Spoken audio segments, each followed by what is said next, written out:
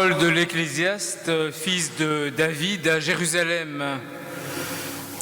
Vanité, dit l'Ecclésiaste, vanité des vanités, tout est vain.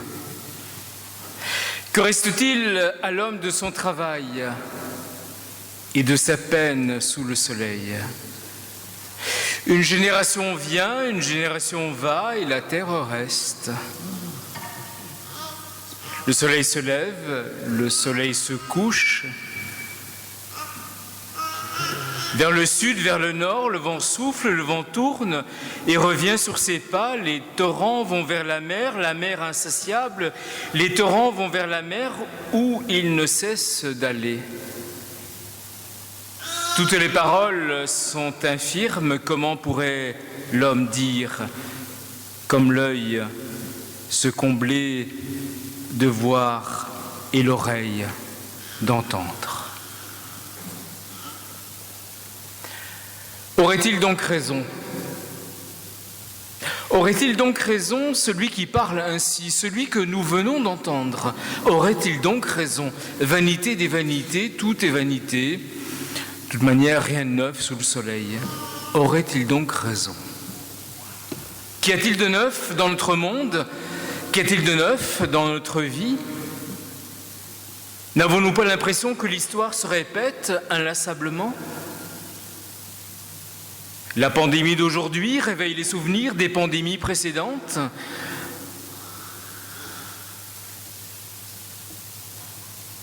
Que les humains se laissent toujours prendre au piège de la répétition, au lieu de chercher de nouveaux chemins, de changer de cap, d'essayer de changer les choses.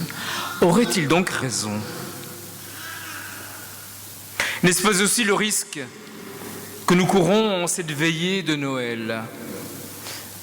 Veillée de Noël pendant laquelle nous relirons des textes maintes fois lus et maintes fois relus. Les mêmes textes depuis bien des années. Toujours les mêmes.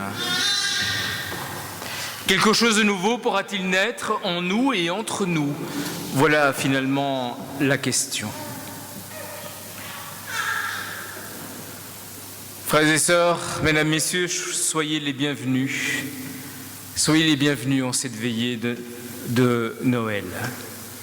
J'adresse également un salut tout particulier ce soir à celles et ceux qui vont nous rejoindre sur Facebook, en direct ou en léger différé, puisque la veillée de Noël est retransmise sur notre site Facebook, puisque nous sommes limités en termes de place aujourd'hui. Eh bien, que la joie de la bonne nouvelle, que cette joie de la bonne nouvelle annoncée par les anges à Marie et aux bergers soit avec vous tous et à chacun. Amen. Ce soir, nous sommes là aussi pour chanter les chants de Noël. Et donc, je vous invite à prendre nos cantiques verts, les recueils arc-en-ciel. J'en profite pour remercier l'équipe de musiciens qui assure la liturgie ce soir.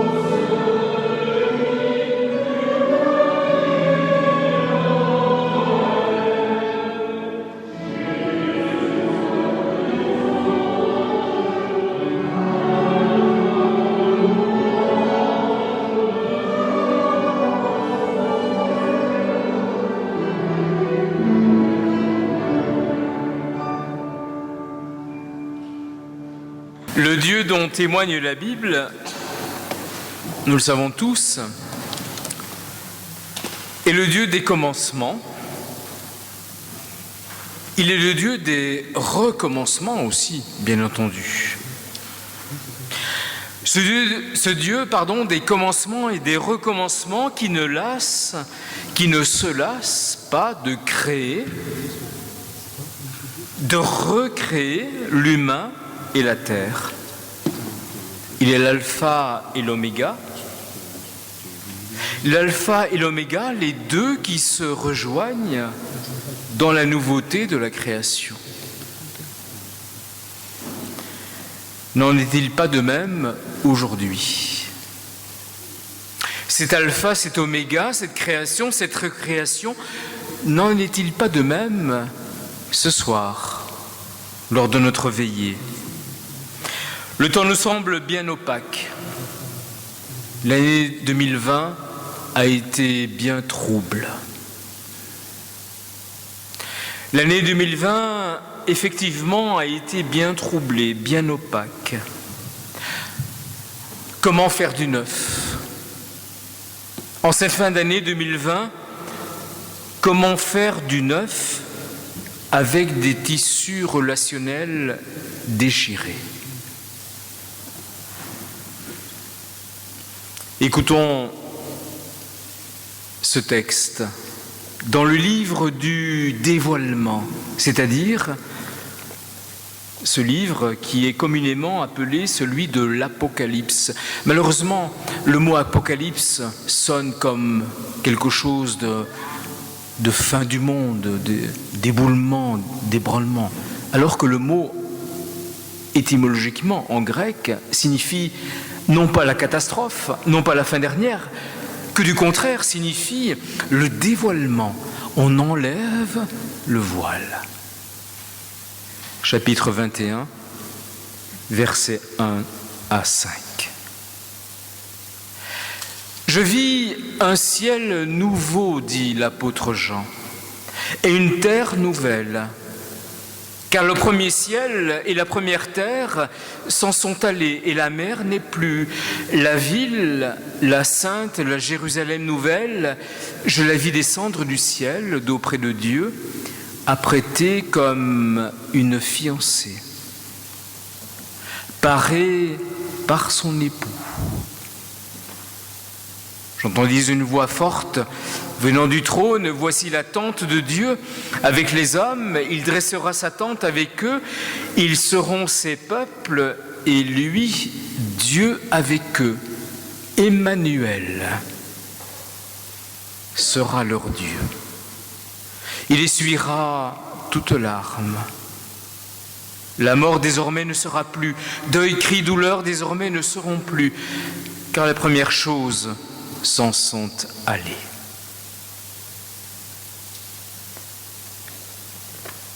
Voyez-vous, l'apôtre Jean, dans son livre du dévoilement, répond à l'Ecclésiaste, répond au Qoélète. L'apôtre Jean répond à l'Ecclésiaste et ce faisant, il répond à nos propres interrogations. Avec Dieu, il y a de nouveau. Oui, malgré tout, au-delà de tout, il y a de nouveau. Oui, il y a de nouveau sous le soleil. Cette nouveauté, c'est la venue de Dieu avec nous, Emmanuel. Il est présent sous la forme d'un bébé dans le monde et dans le temps. Si l'on en croit les évangiles, une venue qui va tout bouleverser. Une venue qui va venir bouleverser les lois de la nature.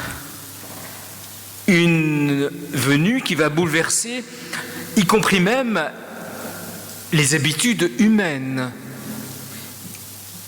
Encore bien, une venue qui va venir même bouleverser la propre famille de Jésus lui-même. Rappelez-vous, sa propre famille dit de lui, mais il est fou.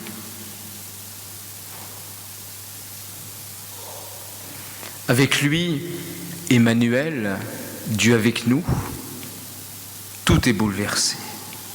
Tout est appelé à aller vers la vie, malgré tout, au-delà de tout. Et en cette fin d'année 2020 qui a été extrêmement difficile à tous les niveaux, professionnels, relationnel, ecclésial, familial, malgré tout, au-delà de tout, oui, quelque chose de neuf peut surgir. Oui, il y a quelque chose de l'espérance qui peut naître. C'est ce que nous allons célébrer ce soir. Je vous invite à nous mettre à l'écoute d'une pièce musicale.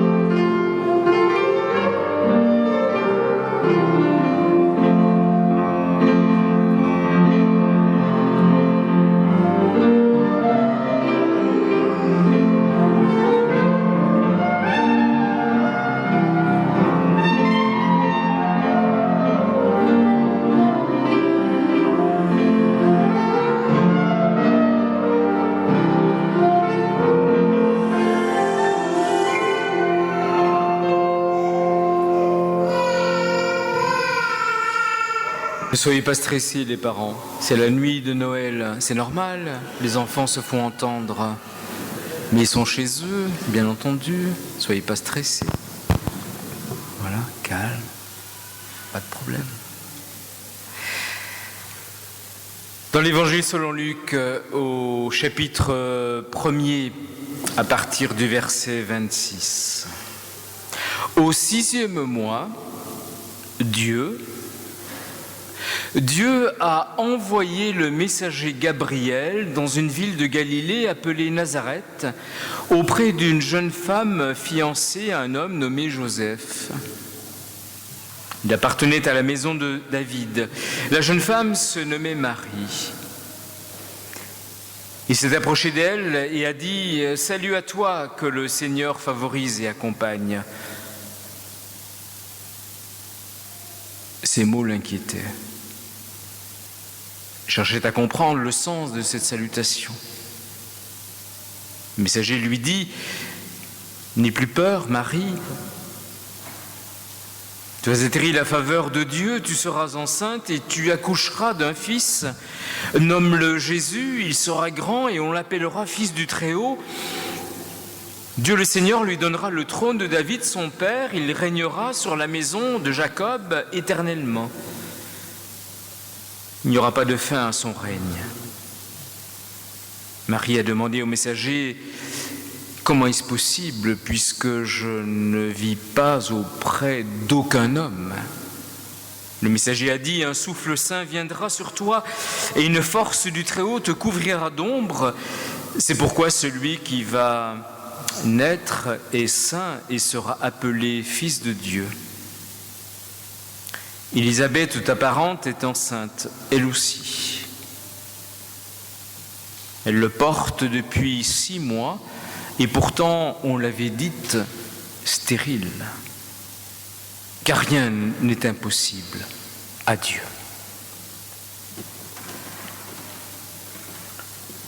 Voilà 2 femmes, 2 expériences. 2 femmes dont l'expérience contredit tous les défaitismes. et contredit tous les fatalismes.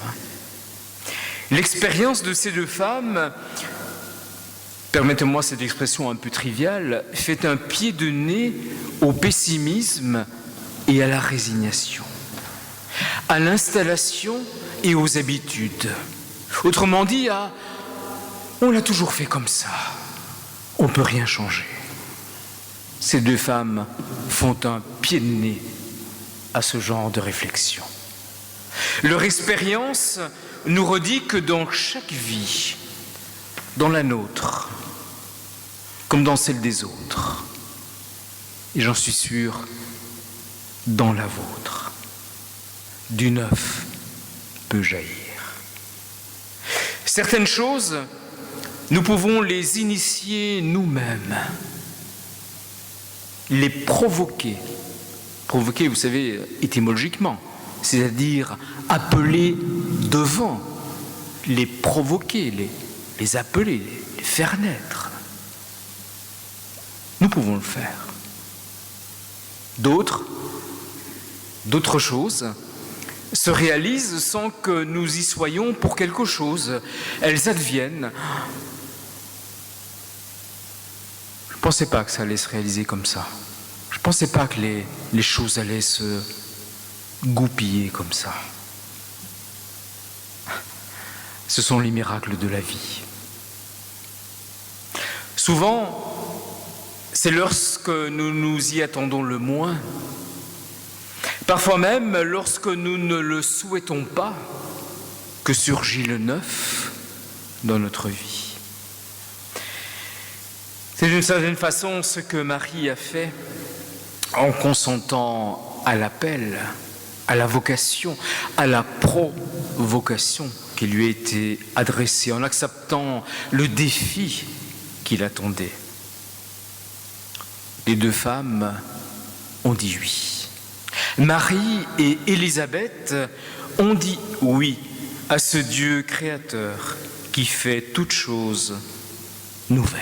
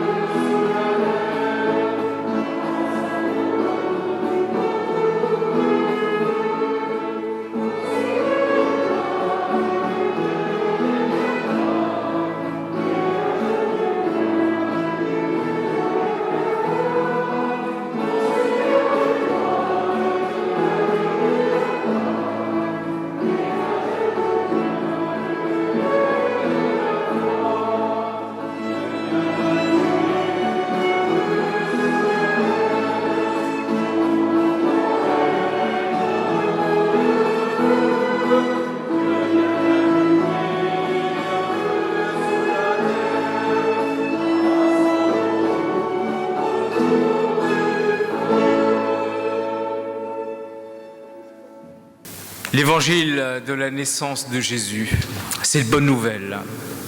Oui, c'est une bonne nouvelle. Pourquoi est-ce une bonne nouvelle en fait?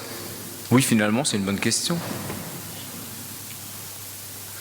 Pourquoi est-ce une bonne nouvelle aujourd'hui? Eh bien peut-être, mais ce n'est qu'une piste, une réponse. Chacun peut avoir sa propre réponse. Pourquoi est-ce une bonne nouvelle? Eh bien peut-être parce que, oui, la naissance de Jésus, elle vient faire une brèche. Elle vient creuser un sillon. Elle vient contredire les « on a toujours fait comme ça, c'est toujours comme ça ». Parce qu'elle vient contredire tous les pessimismes. Voilà, après chacun peut avoir sa propre réponse. Et je vous propose de réentendre le texte dans le premier chapitre de l'Évangile selon Matthieu à partir du verset 18.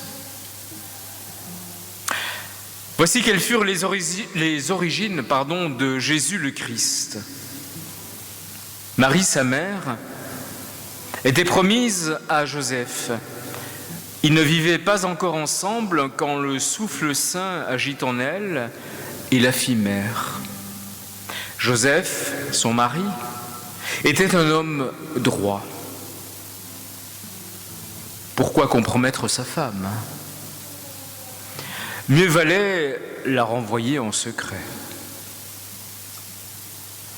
Il en était là dans ses pensées quand le messager du Seigneur lui apparut en rêve et lui dit « Joseph, fils de David, garde sans crainte Marie pour épouse, car la vie qui est en elle vient du souffle saint. Elle mettra au monde un fils, tu lui donneras le nom de Jésus et il libérera un peuple égaré. » C'est ainsi que les choses se passèrent pour que s'accomplît la prophétie, parole du Seigneur. Une jeune femme deviendra enceinte, elle mettra au monde un fils, il recevra le nom d'Emmanuel, qui veut dire Dieu avec nous. À son réveil, Joseph obéit au messager du Seigneur. Il prit avec lui sa femme, mais il se refusa à la toucher jusqu'à ce qu'elle mît au monde un fils auquel il donna le nom de Jésus. Le récit de Noël, selon Matthieu, nous montre qu'il n'est pas facile de dire oui.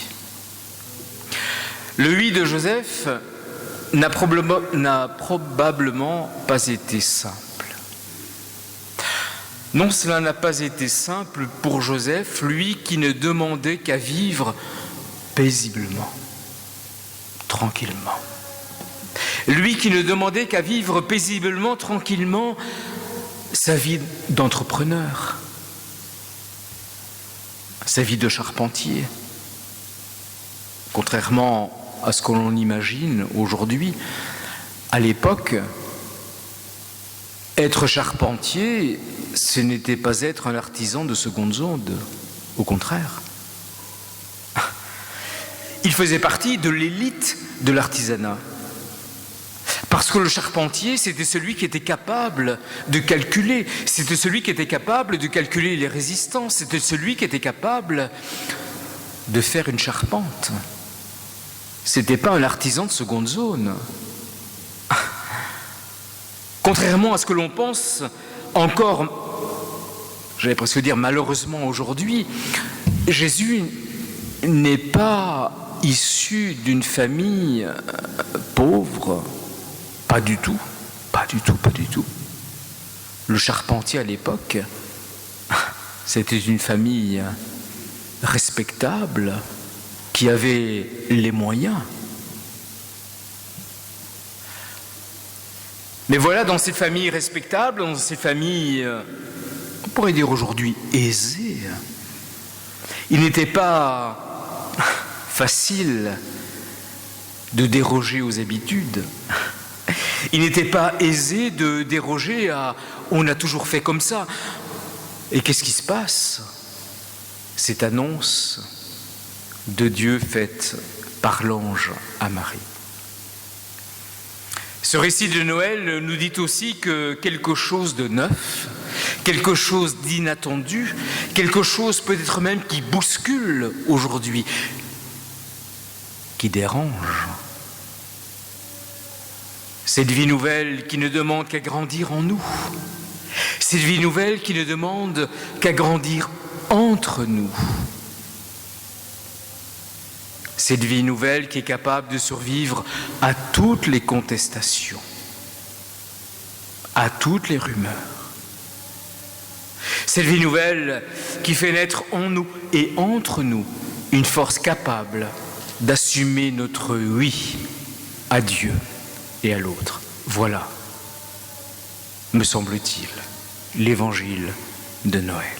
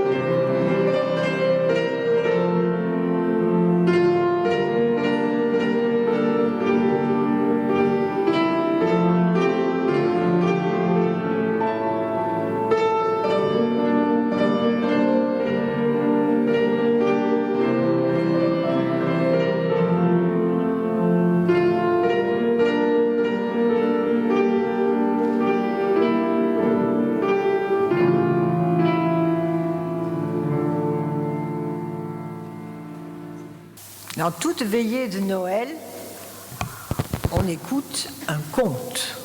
Alors, en voici un, intitulé « Un miracle de Noël ». Il était une fois une ville si minuscule qu'elle ne comptait qu'une seule rue, bordée de petites maisons toutes semblables les unes aux autres. Au milieu de cette rue, sur le trottoir de gauche, une maison était cependant plus grosse et plus haute que ses voisines. C'était celle d'Armand, un homme grognon et solitaire.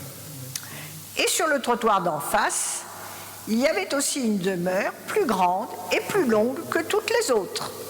C'était là que vivait Léopold, un vieux bougon qui n'avait pas d'amis. On raconte que Léopold était très riche, aussi riche que son voisin Armand. Armand et Léopold se détestaient. Ils ne se parlaient jamais, ne se saluaient pas non plus et s'évitaient dans la rue. En revanche, ils s'espionnaient jour et nuit. Quand l'un faisait quelque chose, l'autre s'empressait de faire mieux pour se sentir plus important. Noël approchait et les deux hommes se disputaient pour avoir la plus belle maison de la ville. Si Léopold accrochait une guirlande à sa porte, Armand en posait deux. Quand Armand plantait un sapin dans son jardin, Léopold en achetait un plus grand. Cela n'en finissait jamais. Cette année encore, la maison de Léopold était toute décorée de guirlandes lumineuses. De l'autre côté de la rue, celle d'Armand brillait comme un flocon de neige dans la nuit de Noël sombre et sans étoiles. Comme c'est beau, s'émerveillaient les enfants en passant.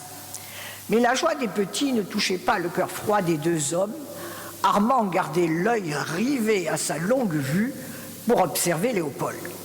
Quant à Léopold, il espionnait Armand à travers ses jumelles. Parfois, leurs regards se rencontraient par lunettes interposées.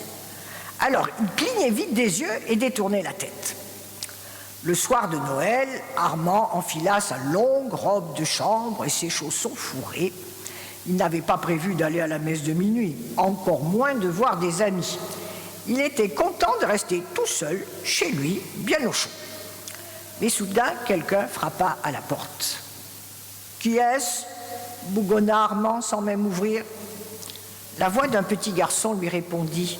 « Pardon, monsieur, j'ai faim et froid. Pourriez-vous m'accueillir chez vous ?»« Passe ton chemin, » leur envoya Armand.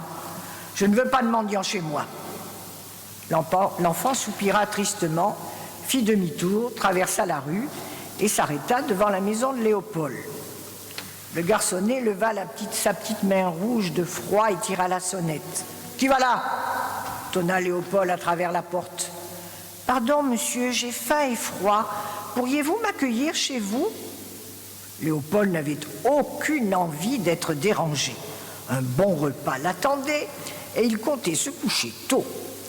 Il allait renvoyer l'enfant quand ce dernier reprit. « Votre voisin n'a pas voulu de moi. Peut-être serez-vous plus aimable ?» Une lueur s'alluma dans les yeux de Léopold. S'il faisait entrer cet enfant, il passerait pour un homme meilleur que son voisin. Cette simple idée le ravit. « Entre » dit-il alors en ouvrant la porte. Caché derrière le rideau de sa fenêtre, Armand blêmit. « Tout le monde va admirer Léopold maintenant, pensait-il. On dira qu'il est un homme bon. Je dois faire quelque chose. » Il scruta la rue de sa longue vue et vit alors une fillette pauvrement vêtue qui marchait dans la neige. Armand courut ouvrir la porte de sa grande maison. « Viens donc te mettre au chaud, lança-t-il à l'enfant. La pauvre petite grelottait, elle accepta aussitôt. « Allons, dépêche-toi, râla Armand, tu refroidis ma maison. » Lorsqu'il referma la porte, une petite étoile s'alluma dans la nuit noire. Léopold, qui ne quittait jamais ses jumelles, vit ce que son voisin venait de faire. Il ne voulut pas être en reste. « Approche-toi du feu, dit-il à l'enfant, tu pourras te réchauffer. » Sa voix était forcée, un peu rude. Il n'avait pas l'habitude de parler gentiment, et encore moins aux enfants. Mais le petit garçon sembla ne pas s'en rendre compte, il sourit, s'approcha du feu, tendit ses mains vers les flammes. Sa peau reprit des couleurs, tandis que Léopold retournait à sa fenêtre, ses jumelles sur le nez. Alors une nouvelle étoile éclaira la nuit noire. Au même moment, dans la maison d'en face, Armand apportait une couverture de laine bien chaude à sa petite invitée. La fillette caressa le tissu en riant. « Comme c'est doux !» s'écria-t-elle. Ses joues étaient redevenues roses. Armand toussa, un peu gêné, regarda ses pieds et retourna à sa longue vue pour retrouver son assurance. Comme il la pointait sur la maison de son voisin, il ne vit pas qu'une autre étoile venait de se mettre à briller dans le ciel. Quand Léopold vit la fillette emmitouflée dans sa couverture, il courut chercher son plus beau manteau de fourrure et le posa sur les épaules du petit garçon. Le manteau était lourd et trop grand, mais l'enfant était heureux. « Merci, monsieur » murmura-t-il en regardant Léopold dans les yeux. Le vieux ronchon rougit sous ce regard très doux. Il attrapa alors ses pinces et attisa le feu pour retrouver un peu de sa contenance. Des étincelles enflammées s'envolèrent dans la cheminée. Elles montèrent jusqu'au ciel pour y allumer quelques étoiles. « J'ai faim, s'il vous plaît » murmura le petit garçon après un long moment. Tout d'abord, Léopold voulut refuser. Il en avait suffisamment fait pour ce mendiant. Mais il pensa à ce que les gens diraient s'il était moins accueillant que son voisin Armand. Il se ravisa. Il assit le garçonnet à sa place, déposa devant lui des mets délicieux. Une assiette remplie de tranches de rôti et de pommes de terre savoureuses, des clémentines et des papillotes en chocolat. L'enfant dévora tout, tandis que Léopold le regardait. Il se sentait un peu bizarre. Bien sûr, Armand vit le festin de Léopold dans sa longue vue. Il abandonna alors son poste d'observation, pria sa petite invitée de se mettre à table, il lui servit un gros morceau de dinde et son jus délicieux, quelques châtaignes fondantes et des tartelettes à la confiture. Armand observait la fillette manger avec appétit. « Depuis combien de temps n'a-t-elle pas eu un bon repas ?» se demanda-t-il. Dans le ciel au-dessus de la maison, une étoile toute neuve scintilla.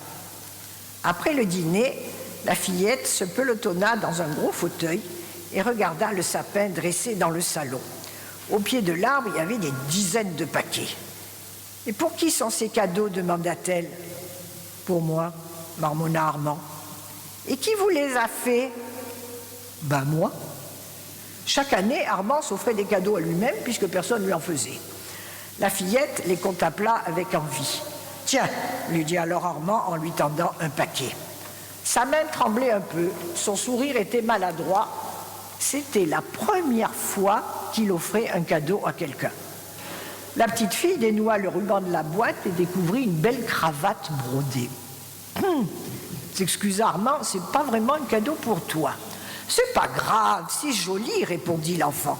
Elle noua la cravate dans ses cheveux et se regarda dans le miroir. « Comment me trouvez-vous » demanda-t-elle en souriant. Armand ouvrit de grands yeux étonnés et rougit. « Bien, très très bien » lança-t-il d'une voix mécanique. Puis, pour cacher son trouble, il se précipita vers sa longue vue et reprit son espionnage. Mais où était donc passé Léopold ? T'es plus dans le salon ? Le petit garçon était seul. Bientôt, Léopold reparut, les bras chargés de boîtes qu'il venait de descendre du grenier. Lui aussi allait faire un cadeau à son invité, mais il s'y prendrait mieux que son voisin. Léopold posa les boîtes sur le tapis du salon et les ouvrit une à une. Au milieu du papier de soie, le petit garçon découvrit une locomotive, des wagons et des rails par dizaines. « Ah, un train électrique !» s'extasia-t-il. Ses yeux se remplirent d'étoiles aussi nombreuses que celles qui apparurent tout à coup dans le ciel. « Chameau !» grommela Armand en refermant sa longue vue d'un coup sec. Il attrapa la main de la fillette, l'entraîna jusqu'au grenier, il y avait là 1000 trésors. Il réussirait bien à lui trouver quelque chose. « Ça !» s'exclama la petite fille. Elle lui montrait un violon dans son étui usé. Elle l'attrapa, le coinça sous son menton et se mit à jouer doucement. C'était si beau qu'Armand en eut les larmes aux yeux. « Ressaisis-toi, Armand » se sermonna-t-il. Les notes de musique s'élancèrent vers le ciel et s'y accrochèrent pour former des étoiles. Quand il entendit la musique chez son voisin, Léopold tendit l'oreille.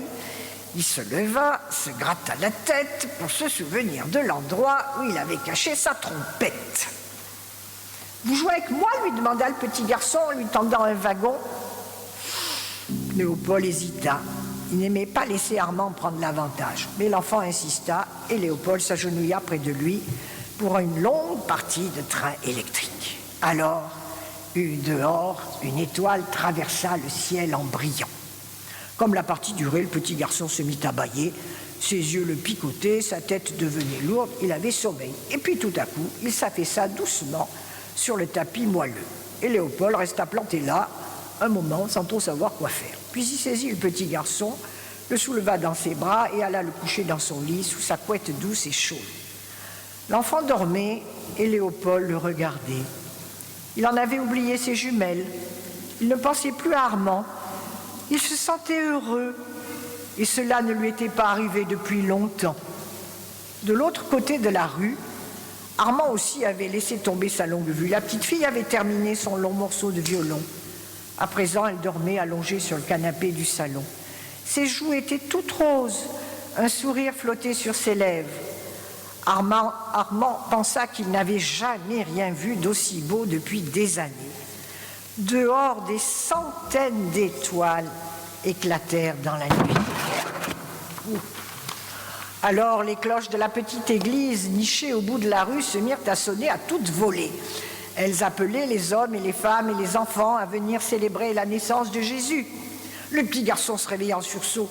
Il se redressa dans le lit et voulut se lever. « Que fais-tu » lui demanda Léopold. « Je dois aller à la messe de Noël. »« Tu es beaucoup trop fatigué, » le gronda gentiment Léopold. « Mais je dois » insista l'enfant en se rendormant déjà. « Reste au chaud » lui souffla alors Léopold. « J'irai pour toi et je te raconterai. » Le petit garçon sourit dans son sommeil. Chez Armand, la fillette ouvrit les yeux à l'appel des cloches. Elle regarda l'homme assis dans un grand fauteuil et qui veillait sur elle. Dépêchez-vous, lui dit-elle, la messe va commencer. Mais maugréa Armand. Allons, l'encouragea la petite fille avec un grand sourire. Levez-vous, faut pas être en retard pour accueillir Jésus. Armand allait riposter. Au lieu de cela, il se leva, ouvrit la porte de sa maison et courut presque jusqu'à l'église. Un murmure étonné accueillit Léopold quand il entra dans l'église. Cela faisait si longtemps qu'il n'y était pas allé.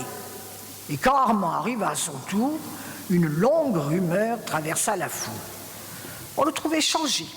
La messe commença et Léopold sentit une grande douceur envahir son cœur. Il souriait, il se tourna vers Armand et aperçut son vieil ennemi de toujours qui grelottait dans sa robe de chambre et ses chaussons mouillés de neige. Léopold s'approcha, dénoua sa riche écharpe de laine et la posa sur les épaules de son voisin. Armand le regarda et sourit à son tour. « Merci », dit-il simplement. Dehors, le ciel s'illumina de milliers d'étoiles. En sortant de la messe, Armand et Léopold se pressèrent pour retrouver les enfants. Mais le grand lit de Léopold était vide. Le petit garçon avait disparu, ne laissant derrière lui qu'une minuscule plume sur l'oreiller. Et quand Armand entra dans son salon, il ne vit plus personne sur le canapé. La fillette était repartie aussi mystérieusement qu'elle était apparue. Armand s'assit sur le canapé. Il avait le cœur lourd tout à coup. Le silence de sa grande maison l'étouffait. Il aperçut alors une petite plume blanche qui avait glissé sur le tapis. Il se pencha pour la ramasser et se releva d'un bond. Ah, il supportait plus cette vie triste et solitaire. Il attrapa quelques cadeaux sous le sapin, ouvrit la porte de chez lui, traversa la rue dans ses chaussons mouillés et en arrivant devant la maison de Léopold, sonna sans hésiter. Il ne voulait plus fêter Noël sans amis. Lorsque Léopold ouvrit à Armand et le fit entrer chez lui, la nuit était plus illuminée que jamais. Et tout là-haut, juste au-dessus de la grande maison de Léopold, 2 petites étoiles se mirent à briller plus fort que toutes les autres.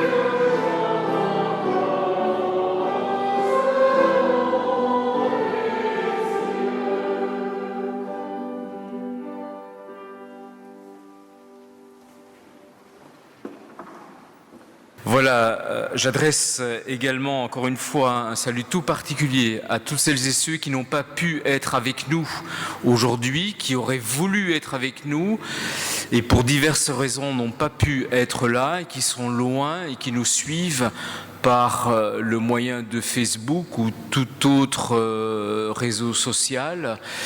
Soyez donc aussi bien évidemment les bienvenus avec nous aujourd'hui.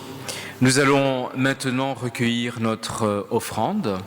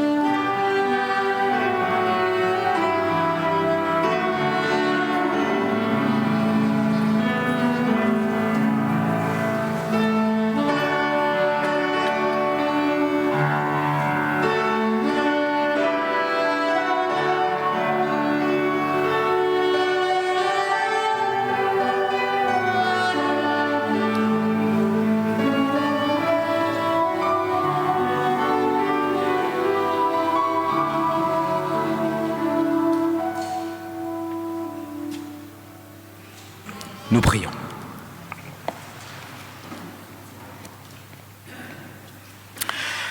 Oui Dieu, toi qui es à la fois Père et Matrice, au cœur de cette nuit de Noël, tu fais briller une lumière qui nous dit que rien n'est jamais définitivement joué,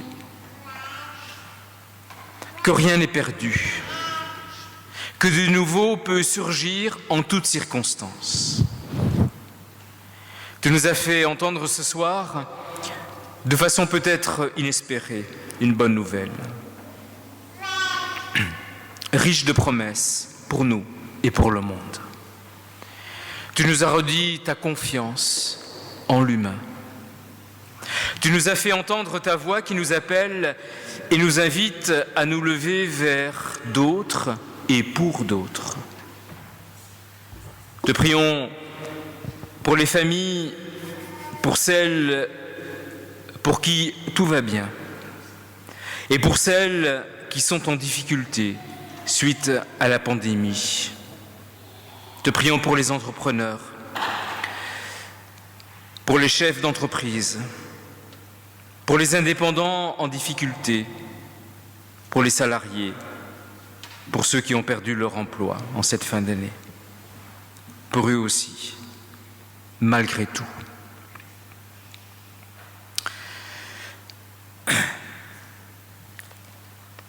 Il y a du nouveau. Te prions pour les personnes qui seront seules, privées de leur famille, enveloppe leur solitude de ta présence. Et ensemble, nous osons dire: Notre Père qui es aux cieux, que ton nom soit sanctifié, que ton règne vienne, que ta volonté soit faite sur la terre comme au ciel. Donne-nous aujourd'hui notre pain de ce jour. Pardonne-nous nos offenses, comme nous pardonnons aussi à ceux qui nous ont offensés. Ne nous laisse pas entrer en tentation, mais délivre-nous du mal. Car c'est à toi qu'appartiennent le règne, la puissance et la gloire pour les siècles des siècles. Amen. Je vous invite à vous lever pour recevoir la bénédiction. Que Dieu vous bénisse et vous donne le courage de dire oui à ce qui est neuf, à ce qui est décisif pour votre vie et celle des autres. Que son esprit soit le souffle qui vous inspire et qui vous guide. Que son amour vous donne d'aimer. Que sa paix vous accompagne sur toutes vos routes. Amen.